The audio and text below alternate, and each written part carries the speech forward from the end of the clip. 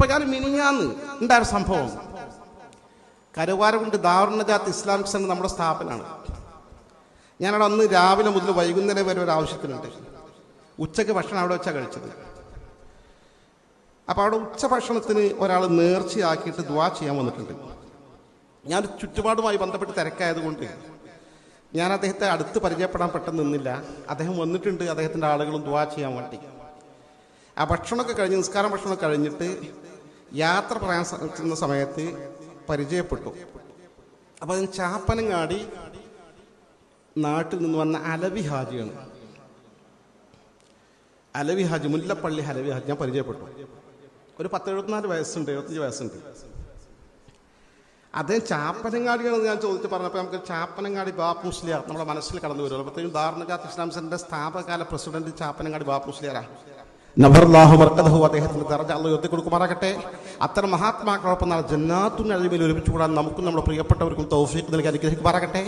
അവർ ഏതൊരു സുന്നത്ത് ജമാഅത്തിന് വേണ്ടിയാണോ പ്രവർത്തിക്കുക, ആ സുന്നത്ത് ജമാഅത്തിന് ശക്തി പകരാനുള്ള കരുത്തും തൗഫീഖും നമുക്ക് അള്ളാഹു പ്രദാനം ചെയ്യുമാറാകട്ടെ.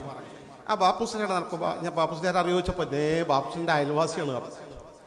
ബാപ്പുസ്ലിയാരെ മകൻ അസം മുസ്ലിയാർ ഞാനും കളിക്കൂട്ടുകാരായിരുന്നു. ഭയങ്കര അസം മുസ്ലിയാർ മരണപ്പെട്ടു പോയി.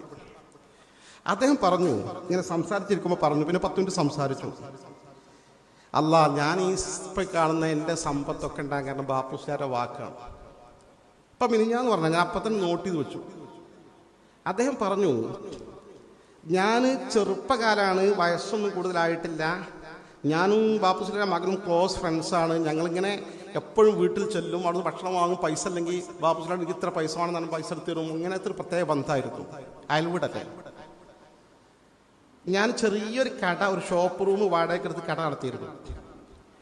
ഈ കട എൻ്റെ ഓണർ വിറ്റപ്പോൾ എന്നോട് കടയിൽ നിന്ന് ഒഴിവായി പോകാൻ പറഞ്ഞു. ഞങ്ങൾ വേറെ വാടക കൊടുക്കണം. ഞാൻ വലിയ സങ്കടമായി. എൻ്റെ ജീവിതത്തിലുള്ള ഏക ആശ്രയം ആ ഒരു ഷോപ്പ് റൂമായിരുന്നു. വലിയ സങ്കടമായി.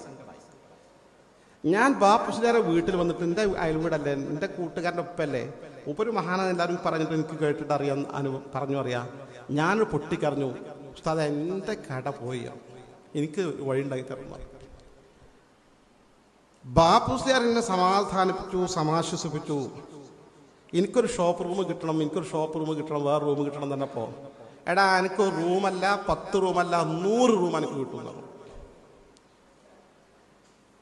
അദ്ദേഹം പറഞ്ഞ വാക്ക് ഇദ്ദേഹം നേരെ ഉദ്ധരിക്കുക. അദ്ദേഹം പറഞ്ഞു, ഉസ്താദെ ഇന്ന് എനിക്ക് 100-ലധികം ഷോപ്പ് റൂമുകൾ വാടക കൊടുക്കാനുണ്ട്. ചാപ്പനങ്ങളിലെ രാജ ഓഡിറ്റോറിയം എൻ്റെതാണ്. അവിടെയുള്ള ഷോപ്പ് റൂമുകളിൽ നിന്ന് വാടക എനിക്ക് 3 ലക്ഷത്തി ചില്ലായിരം റുപ്യ പ്രതിമാസം കിട്ടിക്കൊണ്ടിരിക്കുന്നുണ്ട്. ബാപ്പുസ്ലിയാർ നാവുകൊണ്ട് പറഞ്ഞ വാക്ക് അതേമാതിരി. ഫസ്റ്റ് ഷോപ്പ് റൂമിൽ തറക്കല്ലിട്ടത് ബാപ്പുസ്ലിയാരാണ്. ബാപ്പുസ്ലിയാർ തറക്കല്ലുള്ള മൂപ്പര് പറയാണ്, രാജ സ്കൂള് കോട്ടക്കൽ പിന്നെ സ്കൂളാണ്. ആ സ്കൂളിൻ്റെ പ്രിൻസിപ്പൾ രവി മാഷ് ഉണ്ടായിരുന്നു. അവിടെ പിടിച്ചോളി, ഇത് മോതിരക്കല്ലാണ്, ഇപ്പോൾ തറക്കല്ലിട്ടെന്നു. പിന്നെ എനിക്ക് ഷോപ്പ് റൂമുകൾ പല വഴിക്ക് എങ്ങനെ ഇതൊക്കെ വന്ന് കിട്ടിയത്, സ്വത്ത് വാങ്ങലും ഉണ്ടാക്കലും എനിക്ക് അറിഞ്ഞുകൂടാണ്. ഇങ്ങനത്തെ ഔലിയാക്കൾ നാവ് കൊണ്ടൊന്ന് പറഞ്ഞാൽ സംഭവിക്കുന്ന ആ തരത്തിലുള്ള ആളുകൾ, ഇവർക്ക് വിശ്വാസം ഉണ്ടോ? ഇതിന് വിശ്വാസമല്ലല്ലോ. ആത്മീയ മേഖലകളിൽ ഒന്നുമില്ലാത്ത മഹാത്മാക്കളെ അംഗീകരിക്കാത്ത, മാനിക്കാത്ത, കറാമത്തുകൾ നിഷേധിക്കുന്ന, മുഅ്ജിസത്തുകൾ നിഷേധിക്കുന്ന, ഒരു തരത്തിലുള്ള ദിക്റും വിറുതും സ്വലാത്തും ഇല്ലാത്ത ഏതെങ്കിലും സ്വലാത്ത് മുജാഹിദുകൾ കേട്ടിക്കണമെങ്കിൽ ജമാഅത്ത് സ്വലാത്ത് എല്ലാവരും ഉണ്ടോ? അപ്പം എന്താ സ്വലാത്തില്ലാത്ത? നിങ്ങൾ വെള്ളിയാഴ്ച രാവിലെ സ്വലാത്തിൽ ഭയങ്കര പുണ്യാണ്. ഞാൻ തങ്ങൾ ചൊല്ലാത്തത് അത് കൂടുതൽ ചെല്ലാൻ പാടില്ല. എന്നാൽ ഒറ്റയ്ക്ക് ചൊല്ലിക്കൂടെ ഇരുന്ന് ഓർണം. അല്ല 100 എണ്ണ നിശ്ചയിക്കാൻ പാടില്ല. എന്നാൽ നിശ്ചയിക്കാതെ 10 ചൊല്ലിക്കൂടെ, അപ്പോഴും എണ്ണ നിശ്ചയിക്കാതെ അപ്പോഴും ചെല്ലാൻ പാടില്ല.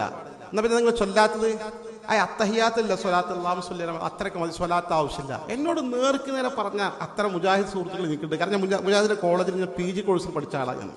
എനിക്ക് ശരിക്കും അനുഭവം അറിയാം അവരൊക്കെ നിലപാടുകൾ. ഇങ്ങനത്തെ ഒരു വിഭാഗം ഒരു തലമുറ സൃഷ്ടിക്കപ്പെടരുത് എന്ന കാര്യത്തിൽ നിതാന്ത ജാഗ്രത പാലിച്ചത് കൊണ്ടാണ് സമസ്ത കേരള ജംഇയ്യത്തുൽ ഉലമ ബിദ്അഈ പ്രസ്ഥാനങ്ങളുമായി ഒരു കോംപ്രമൈസുമില്ല എന്ന ശക്തമായ സമീപനം പൂർവ്വകാലം തൊട്ട് ഇന്നോളം സ്വീകരിച്ചു വന്നത്.